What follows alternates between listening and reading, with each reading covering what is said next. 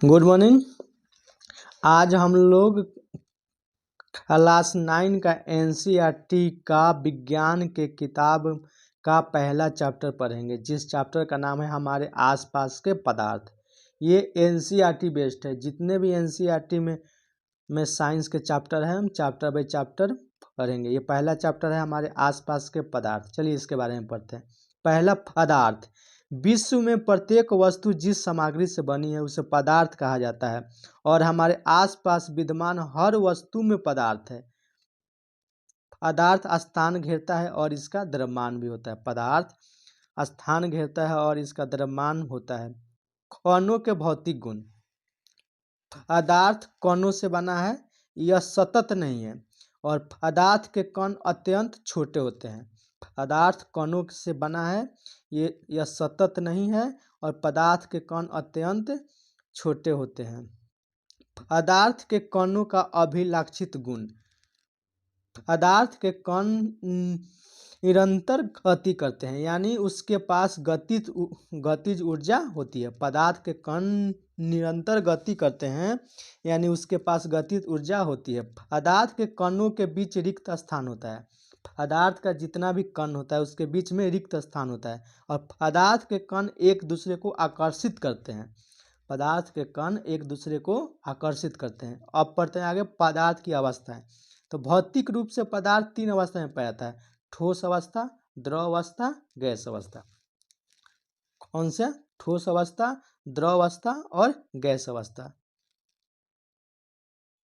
हम मानव शरीर को भी पदार्थ के तीन अवस्थाओं में विभाजित कर सकते हैं। हम अपने मानव शरीर को भी पदार्थ के 3 अवस्थाओं में विभाजित कर सकते हैं। पहले हड्डी और दांत, ठोस अवस्था; ब्लड, रक्त और जल, द्रव अवस्था; फेफड़े में हवा, गैसीय अवस्था।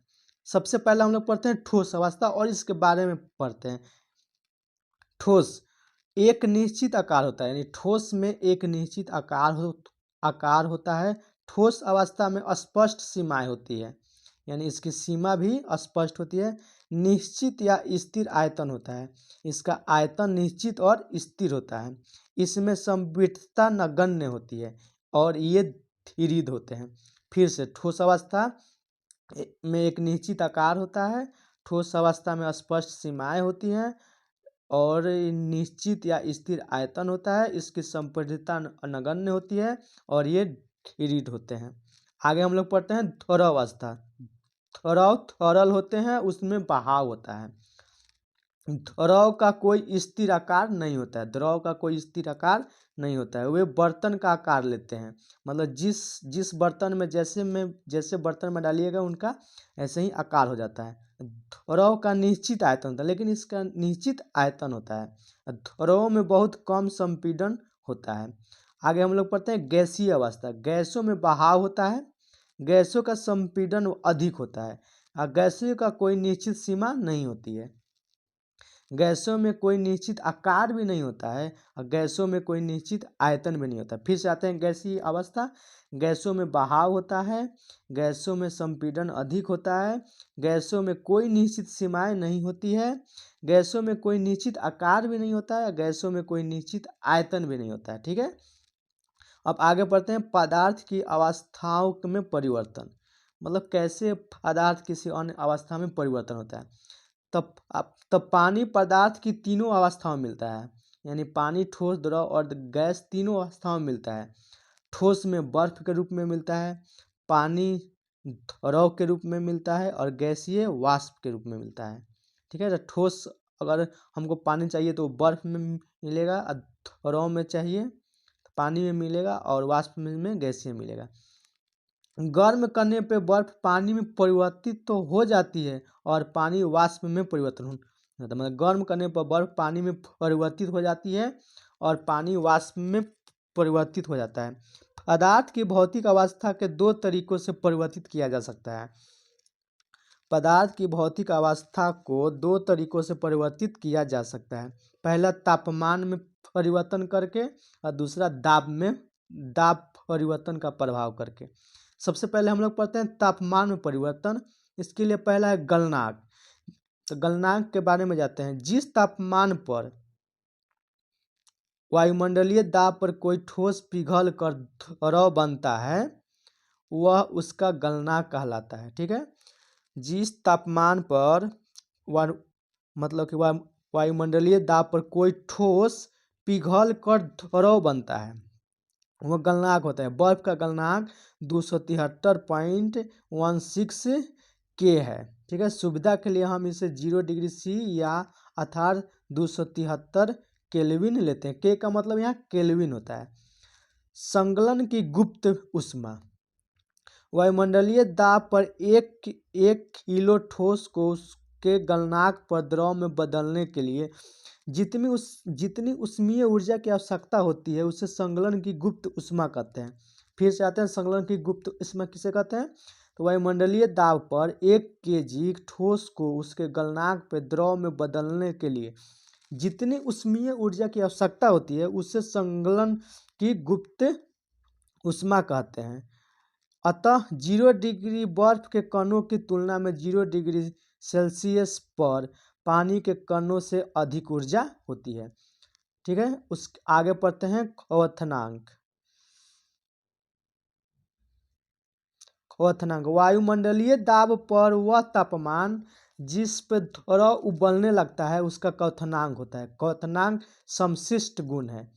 जल का क्वथनांक 373 केल्विन यानी 100 degree Celsius plus 273 degree equal to 373 degree होता है। जब पानी को उबाला जाता है तो उसमें तापमान में वृद्धि नहीं होती है, तापमान 100 डिग्री सेंटीग्रेड ही रहता है, क्योंकि वाष्पीकरण की गुप्त ऊष्मा पानी के कणों के बीच के आकर्षण बल को तोड़ती है। फिर से आते हैं, जब पानी को उबाला जाता है तो उसमें तापमान में वृद्धि नहीं होती है, तापमान 100 डिग्री सेल्सियस पे ही रहता है, क्योंकि वाष्पीकरण की गुप्त ऊष्मा पानी के कणों के बीच के आकर्षण बल को तोड़ती है। अतः 100 डिग्री सेल्सियस तापमान पे वाष्प के कणों उसी तापमान पे पानी के कणों की अपेक्षा अधिक ऊर्जा होती है।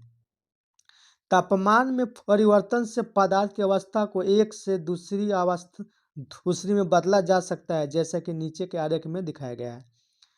ऊर्ध्वपातन, कुछ ऐसे पदार्थ हैं जो द्रव अवस्था में परिवर्तित हुए बिना ठोस अवस्था में सीधे गैस में और वापस ठोस में बदल जाते हैं। इस प्रक्रिया को ऊर्ध्वपातन कहते हैं। ठीक है, दूसरा नंबर हम लोग पढ़ेंगे दाब परिवर्तन का प्रभाव। यदि हम तापमान घटाने पर सिलेंडर में गैस को लेकर उसे संपीड़ित करें तो कणों के बीच की दूरी कम हो जाएगी और गैस द्रव में बदल जाएगा। यदि हम तापमान घटाने पर सिलेंडर में गैस लेकर उसे संपीड़ित करें तो कणों के बीच की दूरी कम हो जाएगी और गैस द्रव में बदल जाएगी। ज़्यादा दाब बढ़ाने से गैस के कण नज़दीक आ जाते हैं, जैसे ठोस कार्बन डाइऑक्साइड को वापस गैसीय कार्बन डाइऑक्साइड में बदला जा सकता है बिना द्रव अवस्था में बदले। इसके लिए दाब को घटाकर एक एटमॉस्फेयर तक करना होता है। सूक्ष्म वाष्प, ठोस कार्बन डाइऑक्साइड को सूक्ष्म वाष्प कहते हैं। वाष्पीकरण, आगे हम लोग टॉपिक पढ़ते हैं वाष्पीकरण।